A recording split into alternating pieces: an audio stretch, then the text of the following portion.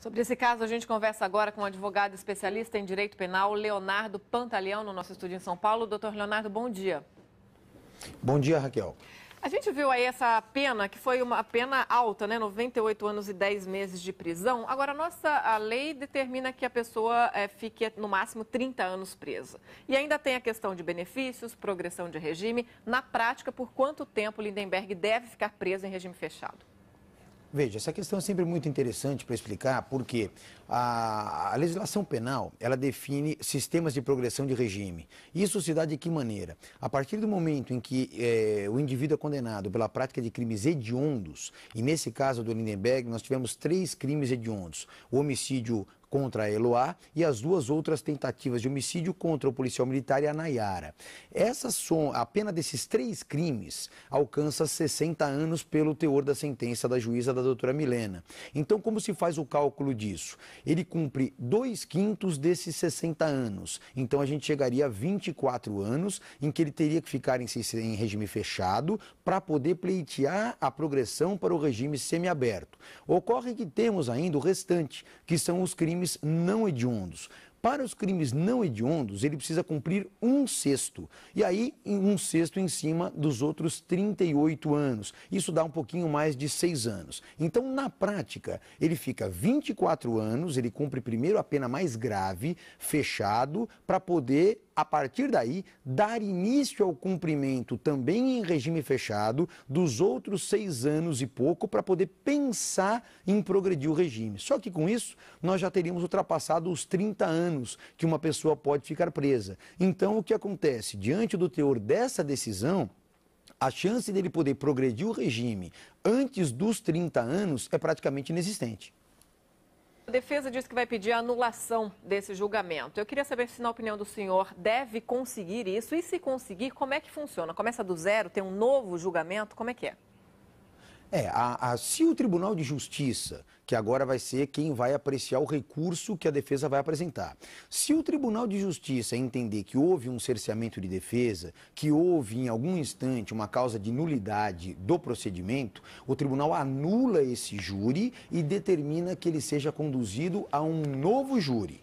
O que o tribunal não pode fazer, em hipótese alguma, é alterar o veredito dos jurados. Ou seja, o tribunal não pode, num recurso de apelação, dizer: olha, o jurado condenou, mas eu absolvo o Lindenberg. Isso jamais poderá ocorrer. O tribunal tem uma atuação restrita sobre aquilo que a juíza desenvolveu. No caso, a elaboração da sentença e o cálculo de pena. Se o tribunal entender que a pena foi exacerbada, o tribunal pode sim diminuir a dosimetria da pena. Agora, alterar o veredito, em hipótese alguma.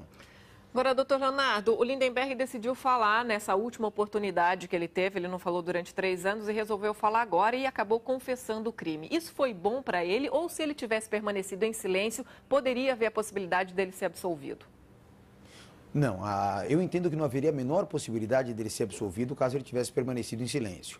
A oportunidade única que ele tem de exercer a sua autodefesa, porque a ampla defesa no direito penal ela é exercida sobre 2 frentes. A defesa técnica, que é aquela desenvolvida pela advogada, e a autodefesa, que é aquela feita por ele próprio, onde ele tem esse momento único de oportunidade para poder conversar com aqueles que irão julgá-lo e explicar aquilo que é a verdade dele e tentar sensibilizar no sentido de obter algum tipo de benesse em razão desse depoimento. O silêncio dele simplesmente ia corroborar aquela sensação que todos já tínhamos, aquela pré-disposição evidente a uma condenação, então não consigo vislumbrar que o silêncio pudesse ter sido mais vantajoso a ele em nenhum instante.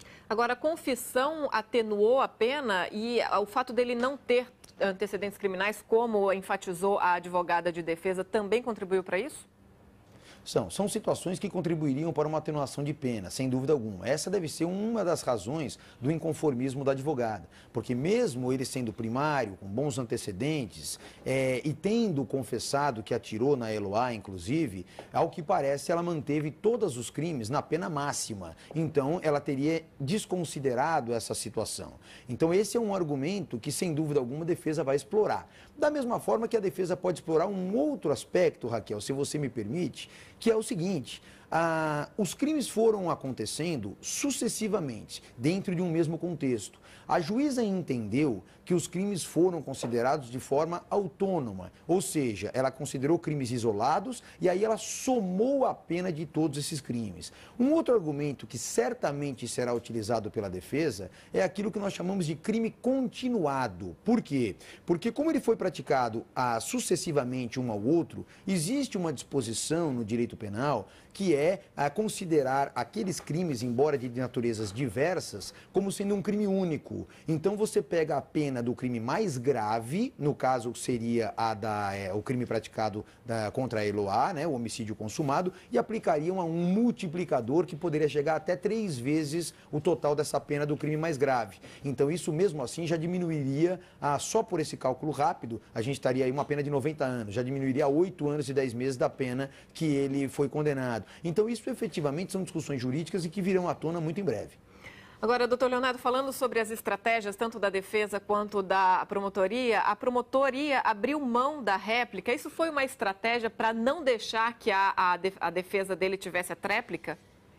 Isso faz parte do jogo do tribunal do júri, porque às vezes o advogado de defesa deixa uma carta na manga para poder sensibilizar os jurados na palavra derradeira. Por quê? Porque quem fala por último sempre é a defesa, ok? Então, se de repente ela viesse com um argumento novo, um argumento forte, que efetivamente pudesse sensibilizar os jurados, a promotora não teria como retornar ao plenário para rebater aquele argumento. Então, eventualmente, ela entendeu que o contexto já era muito favorável à acusação, ela abre mão da réplica para impedir que a advogada venha na tréplica.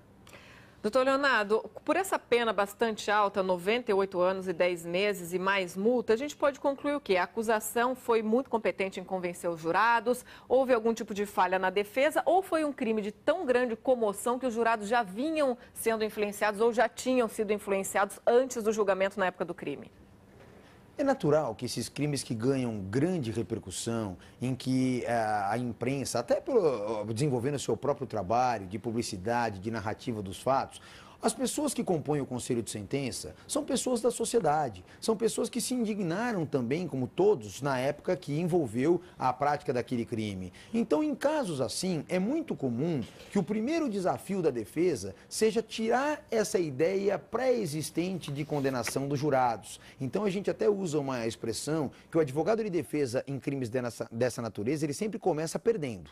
Então, ele tem que buscar o empate, se a gente fizer uma analogia com o jogo, para depois virar o jogo. Então é uma decisão bastante difícil para o advogado, não dá para a gente questionar em hipótese alguma a estratégia de defesa.